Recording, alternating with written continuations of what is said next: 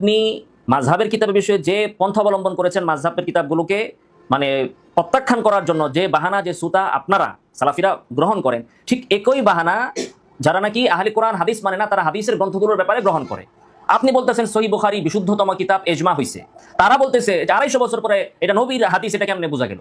নবী মরে গেছে 250 বছর আগে, সাল্লাল্লাহু আলাইহি ওয়াসাল্লাম। 250 বছর পরে বুখারী ওয়ালা কেমনে বুঝলো ইন্নামাল আমালু বিন্নিয়াতি এটা নবীর হাদিস?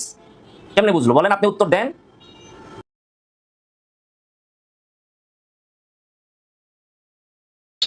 বিশাল কোন জায়গায়?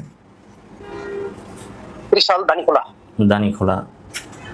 আপনার নাম শাহজাহান? জি জি, শাহজাহান কবির, সালাফি। আসলে আমি এটাই আর কি আপনার কাছে জানার জন্য আর কি। আপনি কি সালাফি আহলে হাদিস নাকি? আমি কোরআন এবং হাদিস অনুসরণ করার চেষ্টা করি, যেটা সহিহ পাই আর কি যাচাই বাছাই করে সেটাই। মানে আপনি নিজে যাচাই বাছাই করতে পারেন, তাই তো? জি না, এই যে আমি আপনার কাছে যাচাই বাছাই করার জন্য প্রশ্ন করতেছি। তো আমার কাছে যাচাই বাছাই করার জন্য প্রশ্ন করতেছেন? জি। তাহলে আবু হানিফা কি দোষ করছে? আমার কাছে যাচাই বাছাই করেন, তা আবু হানিফার পছন্দ হয় না, আমার এত পছন্দ হইলো? জি, আবু হানিফা রাহিমাহুল্লাহ তো উনি এখন পৃথিবীতে নাই, এখন তার যে ফতোয়াটা এটা আমরা পাবো কার কাছে? এটা তো ইবনে মাসউদ ওনারা বা সাহাবায়ে কেরাম বলে গেছেন যে যে মারা গেছে তার কাছে তোমার দিন অধিক নিরাপদ যে জীবিত আছে তার থেকে। আমি দুনিয়াবী স্বার্থের কারণে আপনাকে ভুলভাল ফতোয়া দিতে পারি, আরেকজন দিতে পারে। তো যে সালাফগণ যারা মারা গেছেন তারা তো দুনিয়ার স্বার্থের কারণে ফতোয়া দেন নাই। তো আপনি তো যাচাই বাছাই নিজে করেন না, আরেকজনের মাধ্যমে তাকলিদ করেন, তাই তো? আরেকজনের মাধ্যমে যাচাই বাছাই করা মানে হচ্ছে কি তাকলিদ করা। তো আপনি আমার তাকলিদ করতে চান, অথচ আকাবিররা বা সালাফরা কি সমস্যা? ইমাম আবু হানিফা, শাফিঈ, মালিকি, ইমাম মালিক রাহিমাহুল্লাহ, তাদের কেন করেন না? জি জি, আমি আপনার কাছে এটাই বলতে চাচ্ছি যে আকাবির গুলো যেগুলো পৃথিবী থেকে চলে গেছে তাদের অনুকরণ করতে হবে, এটাই, তাই না? এখন তাদের অনুকরণ আমার দৃষ্টিকোণ থেকে যতটুকু যাচাই বাছাই করে আবার ভুল হতে পারে না। এখন এই যারা এই সম্পর্কে মোটামুটি ভালো জ্ঞান রাখে বা পড়ালেখা করে এই বিষয় নিয়ে, তাদের কাছে তো জানাটা দোষের কিছু না। আর তাদের কাছ থেকে যদি আমি হকটা পাই, তাহলে তো আমি যতটুকু জাস্টিফিকেশন করে যাচাই বাছাই করেছি তার মধ্যে যদি দেখি না আমারটা ভুল বা আচ্ছা ভাই বলেন আপনি কি জিজ্ঞেস করতে চান, বলেন শাহজাহান সাহেব বলেন। জি আমি আপনার কাছে জানতে চাচ্ছি যে আমাদের যে হানাফি মাযহাবের ফতোয়ার কিতাবগুলো, আপনার কেন হলো? আপনি তো হানাফি মাযহাব মানেন না, বলেন না আপনি হানাফি মাযহাব? না, আমি তো আপনাকে বলতেছি যে আমাদের অনুকরণ তো করি আমরা মাযহাব, যেমন ইমাম আবু হানিফা, শাফিঈ, মালিকি, হাম্বলী এদের কথা আপনি বললেন। আপনি কি হানাফি মাযহাবে? আপনি তো হানাফি মাযহাবের না। হানাফি মাযহাব কি কোরআন হাদিসের বাইরে? কোরআন হাদিসের ভিতরে হইলেও তো আপনি হানাফি মাযহাবের না। তা আপনি শুরুতে আমি জিজ্ঞেস করছি, তখন এটা স্পষ্ট করে বললেই হতো তাহলে আমি হানাফি। আমি আপনাকে কিন্তু প্রথম বলেছি যে কোরআন এবং হাদিসের যেটা, তাহলে তো আপনি হানাফি না। হানাফি তো তাহলে তো আপনি হানাফি না, আপনি কোরআন হাদিস সরাসরি মানেন, এই তো? হানাফি তো হচ্ছে যারা সরাসরি কোরআন হাদিস থেকে ঘাটতে পারে না, তারা যারা ইমাম আবু হানিফার তাকলিদ করে, তারা তো হচ্ছে হানাফি। আপনি তো সরাসরি আপনি আবু হানিফার মতো আরেকজন, আপনি সরাসরি ঘাইতে একটা মাযহাব বানাবেন, আমরা সেটা মানবো। আপনি তো আবু হানিফার মতো আরেকজন, আপনি তো আর হানাফি না। আমি কোন মাযহাবের অনুসরণ করেন না, মানে এরকম ভাবে করতে চাচ্ছি না। এই তো এটা ভাই, এটা তো আপনার সাথে তো আমার কোনো, আপনারা তো আমি জোর করব না ভাই যে আপনি হানাফি মাযহাব মানেন। তো যখন মানেন না তখন তো আপনি ওইটাকে আর আমাদের মাযহাব বললেন না। আর আপনি যেহেতু সরাসরি নিজেই কোরআন হাদিস ঘাটতে পারেন, আপনি নিজেই মাযহাব বানাবেন, আমরা সেটা মানতে পারি কিনা দেখবো। আপনার কি দরকার আছে আবু হানিফার মাযহাব মানবেন? আপনি নিজেই তো কোরআন হাদিস ঘাটতে পারেন, ঠিক না? ভাই ইমাম আবু হানিফা রাহিমাহুল্লাহ কি তাকে মানার জন্য বলে গেছেন? এই ধরনের কোনো কথা বা কল আছে কিনা? না, ইমাম আবু হানিফা উনি ওই যে অনেক মাসলা মাসাইল দিবেন, তার ছাত্রদের কাছে মাসলা বর্ণনা করছেন, তারপরে ওয়াজ নসিহত করছেন, ক্লাস করছেন। কিসের জন্য? যে আমি যা ক্লাস করতেছি এটা তোমরা মাইনো না, না মানার জন্য উনি মাসলা বলছেন, তাই তো? আমি আপনার এখন মাসলা বলবো বা আপনি একটা প্রশ্ন করলে আমি উত্তর দিব, উদ্দেশ্য হলো যে আমারটা আপনারা না মানেন, তাই তো? মানে মানুষ যখন প্রশ্নের উত্তর দেয়, আবু হানিফা ইমাম মুহাম্মদ প্রশ্ন করছেন রাহিমাহুল্লাহ, ইমাম আবু হানিফা জবাব দিচ্ছেন, কিসের জন্য? না মানার জন্য না মানার জন্য? না, আমি আপনাকে যেটার জন্য জানার জন্য প্রশ্নটা করছি যে হেদায়া, মুক্তাসিদুল কুতুবি, দেরায়াত, তারপরে আপনার এই ফতোয়া আলমগীরি, এগুলো কি ইমাম আবু হানিফার কথা আছে কিনা ওইখানে, বা ইমাম আবু হানিফার সলিখিত কল আছে কিনা? এটা আসলে সহিহ কোরআন হাদিসের ভিত্তিতে, না ইমাম আবু হানিফা মরে যাওয়ার কত বছর পরে এটা লেখা হয়েছে, কে লিখছে, এটা কি সহিহ বা মুতাসিদ প্রমাণিত কিনা, এটা আপনার কাছে জানতে চাচ্ছি। আবার বলেন, আবার স্পষ্ট। আগে তো আপনি কিছুক্ষণ আগে একবার কল দিছিলেন না আপনি? তো তখন আপনি জিজ্ঞেস করেছিলেন যে হেদায়া, আপনি তখন বলেছিলেন, নাম্বার তো ভিন্ন এটা অবশ্য, হেদায়া কিতাব বা না একই নাম্বার, এটা আপনার হোয়াটসঅ্যাপে দিছি, আমি ওটা সরাসরি। ও আপনি বলেছিলেন যে হেদায়া ইত্যাদি ইত্যাদি সকল কিতাবে কোনো ভুল আছে কিনা, তখন তো এই প্রশ্ন করেছিলেন। আচ্ছা, আর এখন আমি এই প্রশ্ন করেছিলাম। এখন প্রশ্ন হলো এটা ইমাম আবু হানিফার অনুমোদনকৃত বা ইমাম আবু হানিফা বলেছেন এরকম কোনো কল হেদায়াতে আছে কিনা, আর কোরআন এবং হাদিসের সহিহ অনুকরণে আছে কিনা? তো হেদায়া কিতাবে আবু হানিফা রাহিমাহুল্লাহর রিওয়ায়াত বর্ণনা আছে তো?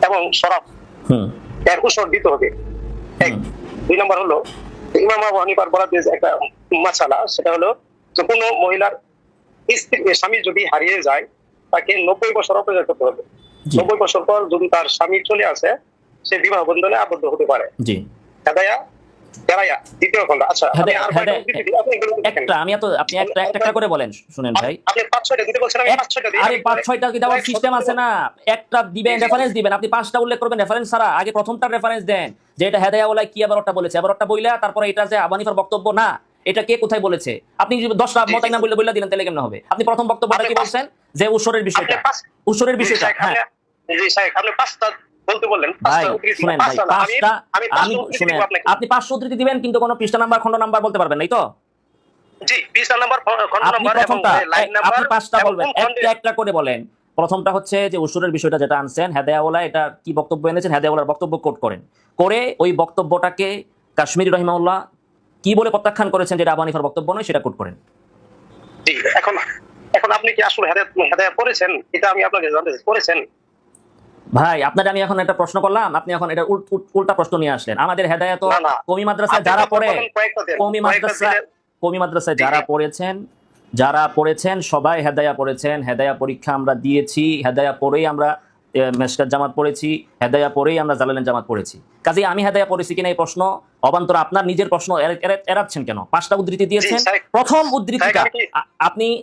উদ্ধৃতিটা হেদায়াওয়ালায় কি বলেছেন তার বক্তব্য কোট করেন, করে এটাকে আবু হানিফা রহিমাহুল্লাহর বক্তব্য নয় বলে কাশ্মীর রহিমাহুল্লাহ কি বলেছেন সেটা তার কোন কিতাবে কোট করে আপনি আমাকে বলেন।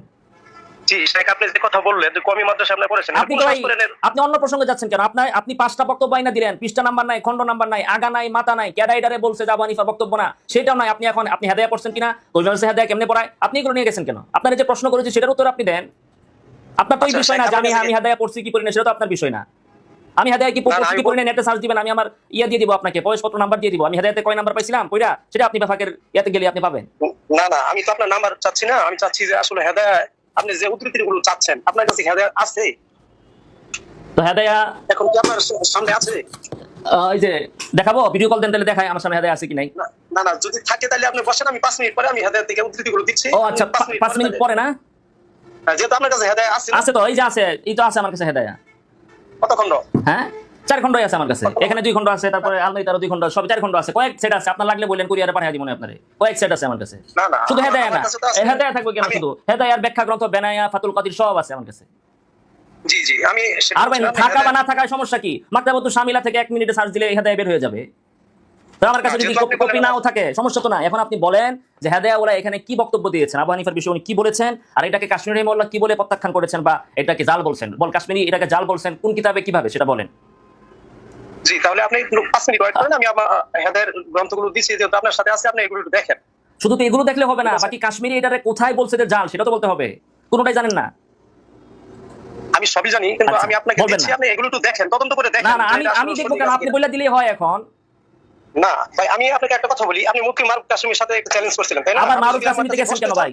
আপনি এখনই বলেন, শুনেন ভাইজান, এই যে এখন ভাগার পর ধরছেন কেন ভাই? আপনার প্রশ্নের উত্তর তো আমি এখনো দেই নাই, তার আগে পায়জামা গরম হয়ে গেল।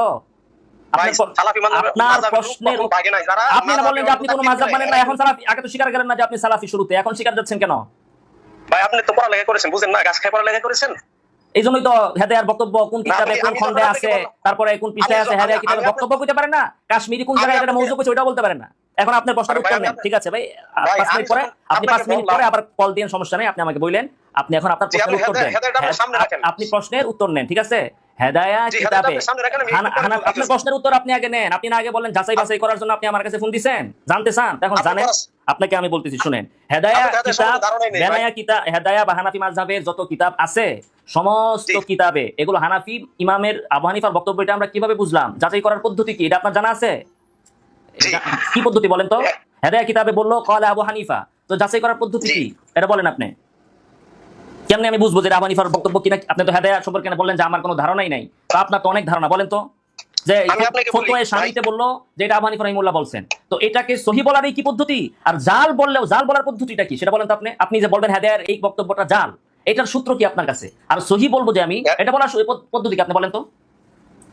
আচ্ছা ভাই, আমি আপনাকে বলি, আপনি ইমাম আবু হানিফার নামে যে আমি চালাই দিব, ইমাম আবু হানিফা রাহিমাহুল্লাহ 5 মিনিট পরে না, আমি আপনাকে বলছি ইমাম আবু হানিফার নামে যে আমি বলবো কলা ইমাম আবু হানিফা, আসলে কলা ইমাম আবু হানিফা না কলা মুকাসসিরুল কুদরি না কলা আলিমুল গায়েব, কোনটা? হ্যাঁ, এই তো এটা যাচাইয়ের পদ্ধতি কি আপনার জানা আছে?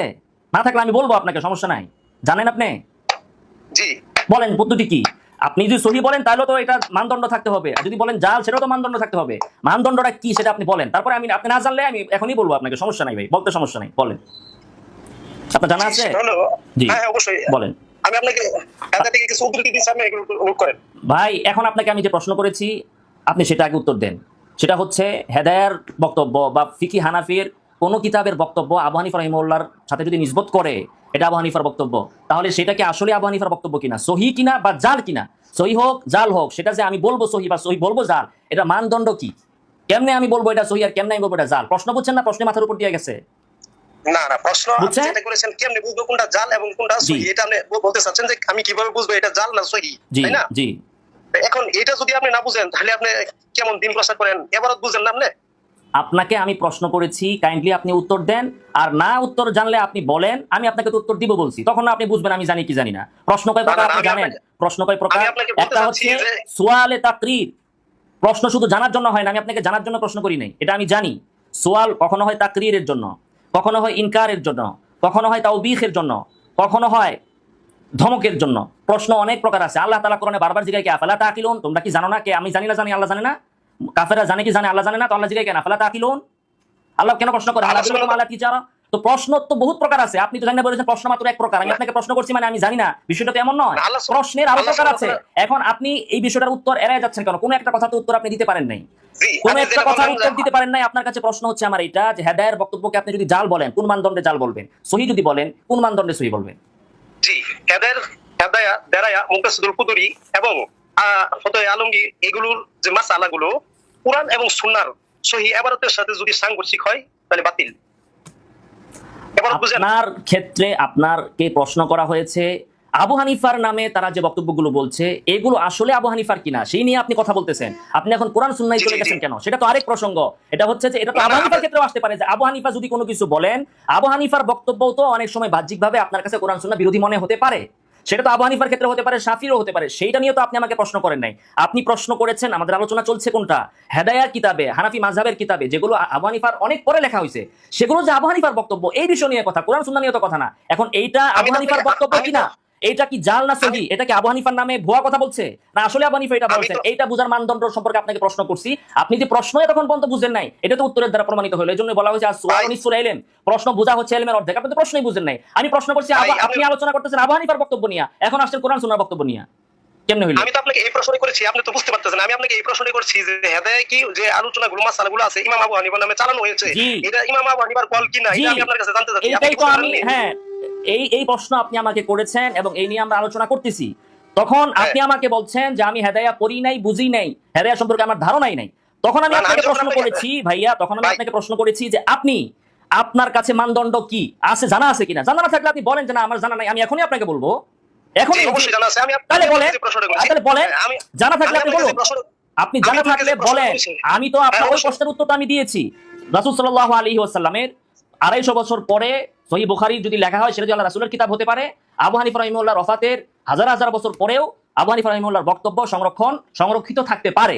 এখন এটাকে আবু হানিফার বক্তব্য কি বক্তব্য না সেটা আমাদেরকে যাচাই করতে হবে। যাচাইয়ের মানদণ্ড কি সেটা আপনি জানেন কিনা? জানলে বলেন যে হ্যাঁ জানি এটা, আর যদি না জানেন তাহলে বলেন আমি জানি না, আমি আপনাকে এখনই বলে দিব যাচাইয়ের মানদণ্ড কি। জি অবশ্যই জানি। আমি আপনাকে যে প্রশ্নটা করেছি আবার আপনি বারবার হ্যাঁ অবশ্যই জানি। আমি আপনাকে যে প্রশ্নটা করেছি, আমি আপনার প্রশ্নের উত্তর দিয়েছি, আমি আপনার প্রশ্নের উত্তরটা আমি দিয়েছি। হেদায়ার মাসআলাগুলো আবু হানিফা রাহিমাহুল্লাহ বহুত পরে লেখা হলেও এখানে আবু হানিফা রাহিমাহুল্লাহর বক্তব্য উদ্ধৃত হয়েছে।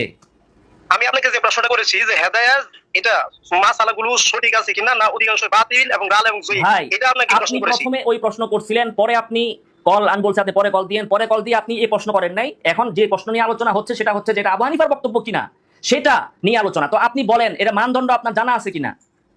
আমি এটাই বলতে চাচ্ছি যে আবু হানিফার বক্তব্য না তাহলে হেদায়েত তো আছে, এই সাবেত যে হেদায়েতের ভিতরে আছে এটা ইমাম আবু হানিফার নামে যে চালানো হয়েছে এটা আসলে সঠিক কিনা এটা আপনাকে জানতে চাচ্ছি। আচ্ছা তাহলে আপনি জানেন না, এটাই তো আবু হানিফা রাহিমাহুল্লাহর বক্তব্য এগুলো কিনা সেটা যাচাই বাছাই করার কি মানদণ্ড সেটা আপনি জানেন না, তাই তো আমি এখন বলবো। তাই ইমাম আবু হানিফা রাহিমাহুল্লাহ সহিহ এবং আরে বেচারা সহজ বাংলা কথা বুঝেন না কেন আপনি? আপনাকে বলতেছি হেদায়া ওলায় যেখানে বলছে এটা আবু হানিফার মত, সেটা আসলে আবু হানিফার বক্তব্য কিনা সেটা যাচাই করার মানদণ্ড আছে। এই মানদণ্ডটা সম্পর্কে আপনার জানা আছে কিনা? থাকলে বলেন হ্যাঁ জানি, এই হচ্ছে মানদণ্ড। আর না থাকলে বলেন যে আমি জানি না, আপনি বলে দেন। ভাই আপনি তো কোরআন মাজিদ পড়েছেন, কোরআন মাজিদ কি সত্য মিথ্যা যাচাইকারীর মানদণ্ড কিনা? কোরআন মাজিদ তো আবু হানিফার বক্তব্য নাই। আপনি একটা কথা সত্য বলছেন না মিথ্যা বলছেন, এটা যাচাই মানদণ্ড কোরআন। আপনি এখন বললেন একটু আগে যে আপনি বললেন যে হেদায়ার মাস্টারের অধিকাংশ হানাফি মাযহাবের ইমামরা বলছে এগুলো জাল, এইটা কি আপনি সত্য বলছেন না মিথ্যা বলছেন? এটা কি কোরআনে পাওয়া যাবে? এটা কোরআনে পাওয়া যাবে? এটা কোরআনে পাওয়া যাবে? তো কোরআনের কোন আয়াতে আছে হেদায়া সবকিছু জাল? কোন আয়াতে আছে মিয়া?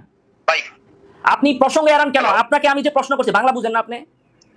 ভাই আমার তো মনে হয় আপনি বাংলা বুঝতেছেন। আমি বলতেছি যে কোরআন হাদিস দিয়ে কি আমি সঠিক সহি কয় নাম্বার গাধা চিন্তা করেন। হেদায়েতে আবু হানিফার বক্তব্য আছে, বলতেছে সব জাল, অধিকাংশ জাল। তো জাল কেমনে হয়? এটার মানদণ্ড থাকতে হবে তো, যেটা আবু হানিফার বক্তব্য না সেটার দলিল আপনার কাছে কি থাকতে হবে না? এই দলিল কি সেটা হে জানেন, সে আমার লয় কথা বেচাইতেছে। ভাই আমি আপনাকে যেটা বলতে চাচ্ছি যে হেদায়ের নামে যেগুলো মাসালাগুলো আছে এই মাসালাগুলো দিয়ে আপনি কোরআন হাদিস দিয়ে প্রমাণ করতে পারবেন? ভাই এটা তো আরেকটা প্রসঙ্গ, সেটা নিয়ে আপনি পরে আলোচনায় আসেন। আগের প্রসঙ্গ আপনি শেষ করেন, শেষ না করলে আমি আপনার কল কেটে বাকি আলোচনাগুলো আমি ভিডিওতে করতেছি, আপনি মনোযোগ দিয়ে ওগুলো শুনে নোট করে নিন, ঠিক আছে? ঠিক আছে, আপনার প্রশ্নের উত্তর তো আমি দিতে চাচ্ছি, আপনি তো গ্রহণ করতেছেন না। আপনাকে আমি বলছি হেদায়ার কিতাবের বক্তব্য আবু হানিফার নামে যেগুলো আসছে সেগুলো কি সহিহ না মওযু, সেগুলো যাচাইয়ের মানদণ্ড কি আপনি জানেন না? জানলে বলেন হ্যাঁ জানি। তাহলে কি বলেন সেটা কি? সেটা যাচাইয়ের মানদণ্ড হলো কোরআন এবং রাসূলের সহিহ সুন্নাহ। আচ্ছা, ধরেন হেদায়া কিতাবে আছে আবু হানিফা রাহিমাহুল্লাহ বলছেন যে ওযুর ফরজ 4টি। আবু হানিফা আসলেই বলছে কিনা ওযুর ফরজ 4টি? এটা কোরআন সুন্নাহ থেকে আপনি বের করেন তো। জি, কোরআনে সূরা মায়েদার 6 নম্বরে আবু হানিফা বলছে কিনা? আপনারা তো আমি মূল মাসলা সঠিক না জয়ীফ সেই বিষয়ে তো আপনারা আলোচনায় আসেন নাই। আবু হানিফার বক্তব্য কিনা? আপনারা বললেন আবু হানিফার মরার আরো এত হাজার বছর পরে কেমনে লিখলো? আবু হানিফার বক্তব্য কিনা? আবু হানিফা বলছে মাসালান যে ওযুর ফরজ 4টা। এখন আপনি কোরআন হাদিস থেকে এটা প্রমাণ করেন আবু হানিফা এই কথা বলছে কি বলে নাই, সঠিক না জয়ীফ বের করেন। ভাই কোরআন হাদিস সূরা মায়েদার 6 নম্বরে আবু হানিফা এটা বলছে। আবু হানিফা বলছে কারণ হেদায়া ইমাম আবু হানিফা যে ওযুর ব্যাপারে মাথা মাসের প্রসঙ্গে একটা হাদিস নিয়ে আসেন, একটা উক্তি নিয়ে আসেন। হ্যাঁ জিগায় একটা, আমি কই কি আমার শারিন্দা বাজায় কি? হ্যাঁ আমি কই আসমান, হ্যাঁ যায় জমিনের তলে। হ্যাঁ আমি কই পাহাড়ে উঠতে, হ্যাঁ যায় ইন্দুরের গর্তের ভিতরে। এই ভাই কোরআন হাদিস ছাড়া কি ইমাম আবু হানিফা? আরে বেটা কি আর বলবো আপনাকে, আবু হানিফা রাহিমাহুল্লাহ যদি বলেন ওযুর ফরজ 4টি, এইটা আবু হানিফা বলছে কি বলে না সেটা কি কোরআনের ভিতরে থাকবে? এই কথাটা কোরআনের ভিতরে থাকবে? আমি আপনাকে বলতে চাচ্ছি আপনি খালি বলতেই চাচ্ছেন আপনি। ভাই আপনি কোন লেভেলের? আপনি তো লেভেল ছাড়া ভাই। ভাই আসলে যারা মাযহাবী তাকীদ করে এরপরে দেখেন এই যে এরপরেও যারা মাযহাবী তাদেরই দোষ। মানে সে যে আমি যে কি বলতাছি এটাও হে বুঝতাছে না, তারপরও দুষ্কার মাযহাবীদের। এই দেখেন কত বড় গাধা, নির্লজ্জ। এবার আমি উত্তর দিচ্ছি। সে আমাকে প্রশ্ন করেছে কি বিষয় নিয়ে? সে আমাকে প্রশ্ন করেছে হলো হেদায়া কিতাবে যে আবু হানিফার নামে যে বক্তব্যগুলো আছে এগুলো আসলে আবু হানিফা রাহিমাহুল্লাহর কি না? হইলে কেমনে হয়? আবু হানিফা তো মারা গেছেন, এর বহুত বড় কিতাব লেখা হয়েছে। তো ঠিক সেম প্রশ্নটা হাদিসের কিতাব সম্পর্কে আহলে কোরআনরা করে, সেটাই তারা এটা করলো। এখন আমি তাকে বললাম যে আবু হানিফা রাহিমাহুল্লাহর বক্তব্য কি, এটা কিনা সহিহ কিনা এই কথাটা নাকি সঠিক বেঠিক, এটাকে আবু হানিফা বলছে কি বলেন, সেটা মানদণ্ড তো আছে। মানদণ্ড সম্পর্কে আপনি জানেন? হ্যাঁ কয় যে মানদণ্ড হচ্ছে কোরআন হাদিস। মানে আবু হানিফা বলছে কিনা যে ওযুর ফরজ 4টা, এটা মানদণ্ড কি? এটা মানদণ্ড হচ্ছে কোরআনে থাকবে যে আবু হানিফা বলছে যে ওযুর ফরজ 4টা। নাউজুবিল্লাহ। মানদণ্ড কি শুনেন, ইমাম আবু হানিফা রাহিমাহুল্লাহ তিনি কি বক্তব্য দিয়েছেন, তার কি মত ওযুর বিষয়ে, গোসলের বিষয়ে, নামাজের বিষয়ে, এই ভুল করলে সাজদায়ে সাহু আসবে কিনা, এই ভুল করলে এইটা আসবে কিনা, এটা ইমাম আবু হানিফা রাহিমাহুল্লাহর সরাসরি ছাত্র ইমাম মুহাম্মদ লিখে গেছেন। অধিকাংশ প্রশ্ন ইমাম মুহাম্মদ করছেন আবু হানিফাকে, অথবা প্রশ্ন করার সময় তিনি উপস্থিত ছিলেন। তিনি প্রশ্ন করছেন যে যদি এরকম হয় তাহলে সমাধান কি? আবু হানিফা উত্তর দিচ্ছেন, আবু হানিফা লিখছে, ইমাম মুহাম্মদ লিখছেন। ইমাম মুহাম্মদের অসংখ্য কিতাব আছে, তার ভিতরে যাহির রুয়া বলা হয় 5টাকে, আল মাবসুত, তারপর এটাকে আসলও বলা হয়, তারপরে আল জামিউস সগীর, আল জামিউল কবির, আসিয়ারুস সগীর, আসিয়ারুল কবির, আল জিয়াদাত এগুলো, এবং কিতাবুল হুজ্জা আলা আহলিল মাদিনা। আরো কিতাব আছে ইমাম মুহাম্মদ রাহিমাহুল্লাহ, জুরজানিয়াত, কাইসানিয়াত। তো সেখানেই ইমাম আবু হানিফার কি মত, ইমাম মুহাম্মদের কি মত, ইমাম আবু ইউসুফের কি মত, ইমাম মুহাম্মদ সেখানে লিপিবদ্ধ করে দিয়ে গিয়েছে। কাজে আবু হানিফার মৃত্যুর কয়েকশো বছর পরে আবু হানিফার মাযহাব সংকলিত হয়েছে, বিষয়টা এমন নয়। আবু হানিফা রাহিমাহুল্লাহর জীবদ্দশাতেই তার মাযহাব সংকলিত হয়েছে। এখন এই সালাফিরা এই অপপ্রচার করে বেড়ায় যে হেদায়া কিতাব, তুমি হেদায়া কিতাব লিয়ে পড়ছো কেন? হানাফি মাযহাবের মূল কিতাব কি হেদায়া নাকি? হানাফি মাযহাবের মূল উৎস হচ্ছে ইমাম মুহাম্মদের 6 কিতাব। এরা কত বড় ভণ্ড, এরা কত বড় প্রতারক দেখেন। এক প্রশ্ন করে আলমগীর সম্পর্কে যে ইমাম আবু হানিফার এত বছর পরে আলমগীর লেখা হয়েছে, এটাকে আবু হানিফার বক্তব্য কিনা আমি কেমনে বুঝবো? তোমার কে কইছে আলমগীর পড়তে? তুমি এই কথা কেন আনো না যে হানাফি মাযহাবের মূল কিতাব তো হচ্ছে ইমাম মুহাম্মদের কিতাব, সেগুলো সামনে রেখে তারপরে সবাই সংকলন করেছেন। ইমাম হেদায়া সাহেবে হেদায়া আবু হানিফার বক্তব্য কই থেকে নিছেন? ইমাম মুহাম্মদের কিতাব থেকে। ইমাম মুহাম্মদ কই লিখছেন? আবু হানিফার সামনে বসে লিখছেন, আবু হানিফার জীবদ্দশায় লিখছেন। তাহলে সংকলন কেন হলো না? আল্লাহ রাসূল সাল্লাল্লাহু আলাইহি ওয়াসাল্লামের হাদিস তো সাহাবায়ে কেরাম তার মৃত্যুর পরেও লিখেছেন, নিশ্চয়ই বিশুদ্ধ। তারপরেও সেটার উপর প্রশ্ন করে আহলে কোরআনরা। কিন্তু আবু হানিফার এই মাযহাবটা আবু হানিফার ওফাতের পর না, নিজেই বোর্ড বানায়া সংকলন করাইছেন। আবু হানিফা ফিকি বোর্ড বানাইছেন, বানায়া তিনি নিজেই প্রশ্ন কি, প্রশ্নের উত্তর কি সেটা ছাত্রদেরকে তিনি শিখাইছেন, জানাইছেন। তো এরা মানুষকে ধোঁকা দেওয়ার জন্য বলে, যেমনি ভাবে খ্রিস্টানরা কোরআন সম্পর্কে অপপ্রচার বা প্রোপাগান্ডা বের করে সাধারণ পাবলিককে ধোঁকা দেয়, বাইবেলের প্রচার করে, কোরআন সম্পর্কে ধোঁকা দেয়, এরাও তাদের সালাফি মতবাদ প্রচার করে আর আবু হানিফার মাযহাব সম্পর্কে ধোঁকা দেয় রাহিমাহুল্লাহ। যে দেখো তোমাদের হেদায়েত তো আবু হানিফার মৃত্যুর অনেক পরে লেখা হয়েছে, কেমনে বুঝলা যে এটা আবু হানিফার মত? কত বড় ব্যাককল দেখেন, জানেও না আবু হানিফার মত কই থাকে। আবু হানিফার মত হেদায়ার ভিতরে না, হেদায়ার তো মূল উৎস না, মূল সোর্স কি? হানাফি মাযহাবের যাহিরুর রিওয়ায়ার গ্রন্থ। এরপরে সেই যাহিরুর রিওয়ায়ার গ্রন্থ ইমাম মুহাম্মদের কিতাবগুলো ইমাম সারাখসি এক করে ইমাম হাকিম শহীদ তিনি সংক্ষিপ্ত আকারে এটাকে সংকলন করেছেন, সেটাকে আবার ব্যাখ্যা করেছেন ইমাম সারাখসি রাহিমাহুল্লাহ। কাজেই হানাফি মাযহাবের এগুলো তো একেবারে সিনা বা সিনা সূত্র আকারে আছে, বিভ্রান্তি ছড়ানোর কোনো সুযোগ নাই। এরপরে সে যেটা প্রশ্ন করছে যে হেদায়া কিতাব, এটা আগে সে প্রশ্ন করছিল, পরে আবার প্রশ্ন পাল্টাইছে, যখন এই প্রশ্নে আবার ধরা গেছে তখন আবার আরেক প্রশ্ন নিয়ে আসছে। হ্যাঁ, প্রশ্ন করছে কি যে হেদায়া কিতাবে কি কোনো ভুল নাই, আলমগীরিতে কি কোনো ভুল নাই? তাকে আমি বলবো পৃথিবীতে এমন কোন কিতাব আছে যে কিতাবে ভুল নাই? বলে যে হেদায়া কিতাবে কি জাল জয়ীফ নাই? পৃথিবীর কোন কিতাব আছে জাল জয়ীফ নাই? সহিহ বুখারী, সহিহ বুখারীর শুরুটাই জাল। সহিহ বুখারী শুরু করছে বিসমিল্লাহির রহমানির রহিম দিয়া। ইমাম বুখারী সারা জীবন চেষ্টা কইরাও বিসমিল্লাহির রহমানির রহিমের ফজিলতের উপর সহিহ কোনো হাদিস বের করতে পারেনি। যে কোনো কাজ শুরু করতে হলে সেটা বিসমিল্লাহ ছাড়া শুরু করলে সেটা বরকতহীন হবে। এই যে আপনি লিখতেছেন লেখার শুরুতে বিসমিল্লাহ, ইমাম বুখারী শুধু এটাই করে নাই, প্রত্যেকটা জায়গায় উনি কি করেন, উনি প্রত্যেকটা অধ্যায়ের শুরুতে বিসমিল্লাহ, আমরা তো কিতাবের শুরুতে বিসমিল্লাহ লিখি। ইমাম বুখারী বিসমিল্লাহর উপর আমল এত কঠিন ভাবে করেছেন, প্রত্যেকটা অধ্যায়ের শুরুতে বিসমিল্লাহ, পৃষ্ঠায় পৃষ্ঠায় বিসমিল্লাহ লেখা হয়েছেন। অথচ বিসমিল্লাহ প্রত্যেক কাজের শুরুতে বিসমিল্লাহ বলতে হবে, এর সম্পর্কে কোনো সহিহ হাদিস নাই। তো সহিহ হাদিসের উপর বুখারী নিজেই আমল করছে বুখারীর ভিতর দিয়া। তারপর ইমাম বুখারী যদিও বলেছি উনি রাওয়ায়াত যেটা এনেছেন যে 40 দিন থাকে নুতফা, 40 দিন থাকে আলাকা, 40 দিন থাকে মুজগা, মায়ের পেটের ভিতরে বাচ্চা 40 দিন নুতফা থাকে, আলাকা থাকে, মুজগা থাকে। ওনার যেভাবে তিনি বর্ণনাটা এনেছেন একটা শব্দের বেশ কম, যেটা সহিহ মুসলিমে আছে কিন্তু ওনার রিওয়ায়াতে নাই। ওনার রিওয়ায়াত অনুযায়ী হয় কি 40 দিন নুতফা, আলাকা, মুজগা। বর্তমান বিজ্ঞান বলে এটা সম্পূর্ণ ভুল কথা। অথচ সহিহ মুসলিমে স্পষ্ট ভাষায় আছে যে 42তম দিনে বাচ্চার গোশত, হাড্ডি এগুলো চলে আসে। বিজ্ঞান বলে যে হ্যাঁ 42তম দিনেই বাচ্চার এগুলো হয়ে যায়। আর বুখারীর হাদিস বলতেছে 120 দিন পরে যে হাড্ডি গজায়, 120 দিন পরে হাদিস বুখারীর হাদিস অনুযায়ী হয়। তাহলে বুখারীর হাদিস তো এটা তাহলে ভুল সাব্যস্ত হয়। পৃথিবীর কোন কিতাব আছে ভুল নাই? তো হেদায়া কিতাবের ভিতরে ভুল নাই এটা কে বলছে? যে মগাই বলবে, চ্যালেঞ্জ করবে এই কথা যে হেদায়া কিতাবের ভিতরে কোনো ভুল নাই, এই চ্যালেঞ্জ যে করবে, ভুল বের করতে পারলে সে হানাফি হয়ে যাবে, এই চ্যালেঞ্জ যে করবে বুঝতে হবে সে আল্লাহর কোরআনই বুঝে নাই। যালিকাল কিতাবুল লা রাইবা ফি, একমাত্র পৃথিবীতে একটা গ্রন্থ আছে যার কোনো ভুল নাই, সেটা হচ্ছে আল কোরআন আল কারীম। এছাড়া যত গ্রন্থ আছে সব গ্রন্থে ভুল থাকতে পারে। সালাফি তোমরা দেখাও, আলবানির কিতাবের ভিতরে ভুল নাই, পৃষ্ঠায় ভুল দেখাবো আলবানির কিতাবের ভিতরে। কোন এই তুফাতুল হাওয়াজি লিখছে মুবারকপুরি, তার তুফাতুল হাওয়াজির ভিতরে ভুল নাই, জায়গায় জায়গায় তার ভুল দেখাবো। একজন সালাফি ইমাম দেখাও যে ভুল টুল করার পরেও হেদায়ের মতো একটা কিতাব লিখতে পারছে, হেদায়ের মতো 10 পৃষ্ঠা লিখতে পারছে, এমন সালাফি কিতাব দেখাও না যে হেদায়ের মতো ভুল সহকারে 10 পৃষ্ঠা লিখছে। ভুল ছাড়া তো কোনো কিতাব নেই। হ্যাঁ, হেদায়ার কিতাবের ভিতরেও ভুল থাকতে পারে। হেদায়ার শুরু থেকে শেষ পর্যন্ত সব যে হানাফিরা চোখ বন্ধ করে মানে এমন নয়। এজন্য তো হেদায়ের কিতাব যে বক্তব্যগুলো আছে সেগুলো বিশ্লেষণ করার জন্য ফাথুল কাদির ইবনুল হামাম ব্যাখ্যা গ্রন্থ লিখেছেন, আল্লামা আইনি ব্যাখ্যা গ্রন্থ লিখেছেন। হেদায়ার কোন কিতাব, কোন বক্তব্য কতটুকু সঠিক, কতটুকু মুফতাবিহি, কোনটা মুফতাবিহি না, এ সম্পর্কে কিতাব লিখেছেন। তো হানাফিরাই তো হেদায়ার ভুল যেটা ধরার তো হানাফিরাই ধরছে। তুমি এমন একটা ভুল দেখাও যে হানাফিরা ধরতে পারে নাই, তুমি পাইছো, হেদায়ার এমন একটা ভুল তুমি দেখাও। কোন কিতাবের ভুল থাকা এটা কখনো এটা নোকসান নয়। পৃথিবীতে এমন কোন কিতাব নাই ভুল নাই।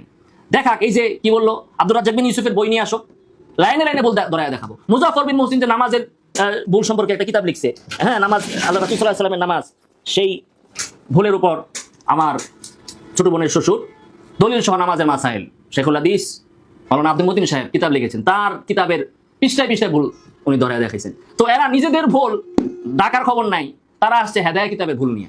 ভাই হেদায়া কিতাবের এমন একটা ভুল তুমি দেখাও যেটা হানাফি মাযহাবের ইমামরা ধরতে পারে নাই, তুমি ধরছো, এমন একটা ভুল দেখাও। ভুল তো থাকতেই পারে, সব কিতাবেই মানুষের লেখা মাত্রই ভুল, মানুষ মাত্রই ভুল। আউয়ালুন নাসিন, প্রথম মানুষ যিনি তিনি প্রথম ভুল করছে, আদম আলাইহিস সালামের প্রথম ভুল করছে, তো ভুল ছাড়া কে আছে? তো তুমি আগে তোমার সালাফি মাযহাবের একটা বই দেখাও যেটার ভিতরে ভুল নাই, তারপরে হানাফি মাযহাবের বইয়ের ভিতরে ভুল ধরতে এসো।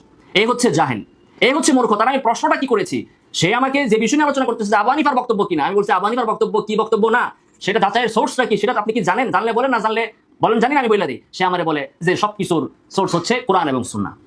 এখন এক বেটায় চুরি করছে, আসলে চুরি করছে কি করে নাই, এটা যাচাইয়ের সোর্স কি? কোরআন এবং সুন্নাহ।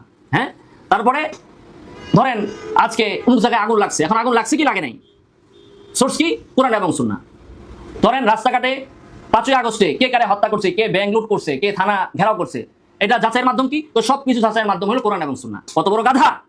এই ধরনের গাধা হওয়া সত্ত্বেও তার ধারণা হচ্ছে হানাফিরা কিচ্ছু বুঝে না, সব বোঝ আল্লাহ এদের মাথার ভিতরে ঢেলে দিচ্ছে। আল্লাহ তাআলা এদেরকে হেদায়েত দান করুন। আমিন ওয়া আখিরু দাওয়ানা আলহামদুলিল্লাহি রাব্বিল আলামিন।